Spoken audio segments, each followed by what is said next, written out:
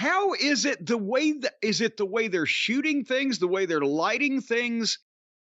It looked like it was twice as big as Wembley Stadium, did it not? On these shots and the drones and the aerials and the pans and the sweeps and the jibs and the jib jabs. You know, for everyone that focuses on how good it is to get Vince McMahon away from this company due to his misdeeds or alleged misdeeds, let's look on the other side. It was good to get him away from the company creatively, and in terms of the stranglehold on production that Kevin Dunn had, it has opened up a whole new world to WWE.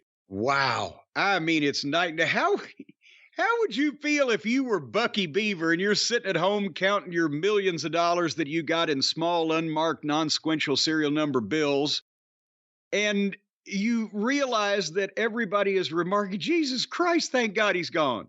Do you think he's like texting Vince criticizing the show? Do you think they watch it and like text each other? What the fuck could you criticize? Spielberg would have problems criticizing this fucking thing at this point in time, wouldn't he? Right, again, Kevin Dunn. I mean, I'm sure he can criticize. Oh, they're not jerking the camera back and forth to cover up for... She's not pretty enough. Well, and that's just... Well, I'm not even going to... I don't want to make any remarks of it. I don't even know where you're going, but just stop. I don't know. It probably wouldn't have been as bad as I thought it would be now in hindsight, but nevertheless... We got WrestleMania to cover. So the stadium looks amazing. It was 52 degrees, felt like 48. How would you like to have been out there in your Speedos, Brian, for that particular night? I wouldn't have wanted to been out. I wouldn't have wanted to been out there. I wouldn't have wanted to have been out there in my coat for like 6 hours watching wrestling. A baseball game, 4 hours with extra innings. That's a long time to be outside in the middle of the day in that kind of weather. Well, yeah. Well, at least that's why they're breaking it up. Instead of freezing the people stiff, they do 3 or 4 hours each night. It's a little easier to take. But they should sell WrestleMania portable heaters and give them to the fans to bring into the stands. Maybe they should have just given everybody some kind of methane torch. That couldn't have gone wrong. They could have gotten a vodka sponsor and just passed around the vodka all around the stadium like Russia. No one will feel the cold then. No, actually, that makes you more susceptible to cold. That's a false narrative that's been put out there by all the cowboy movies. What? Wait, hold on. First of all, it's not the cowboy movies. It's the people from Eastern Europe who started drinking vodka. When you watch the old cowboy movies, they're trying to warm up the guy that's been caught in the glacier. Give him a shot of whiskey there, Festus, or whatever. Not vodka, whiskey. Well, it's alcohol. It's the same thing. Brandy in the goddamn... Brandy? In the Yukon. Not that brandy. Brandy in the Yukon? Where can I see that? Drinking brandy. Oh. Right around the dog's neck.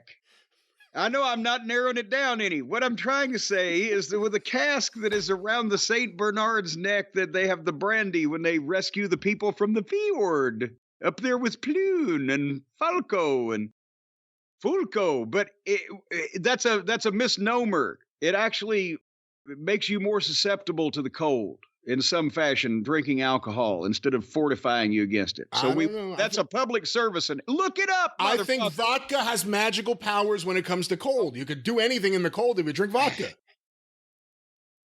You've never spent time in Brighton Beach. That's why there's so many Russians, is what you're saying. You can do anything in the cold if you're drinking enough vodka. Well, one thing has nothing to do with the other. That's not why there are so many Russians. Well, if you can do anything in the cold, it's cold there most of the time. So speaking of a cold place, which was Philadelphia at WrestleMania. And who is Coco Jones, who sang the national anthem? Not exactly sure, but she did a good job. Well, she got that going for her there. What did that tell you? You want to talk about a new era? It wasn't America the Beautiful, which is what Vince McMahon always preferred. But it was God Bless America the next day. Yes. Is that another one of Vince's? I don't know. Maybe they just didn't want to do the same song 2 nights in a row. Wasn't the story always that Vince didn't like the national anthem? So he would just have people sing God Bless America? Or not God Bless America, but America the Beautiful? America the Beautiful. What did Aretha Franklin, the Queen of Soul, what did she sing?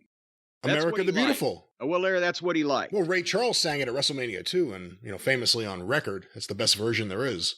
Well, but that was the best Vince intro of talent at WrestleMania. That's the one that Bruce usually does the imitation of.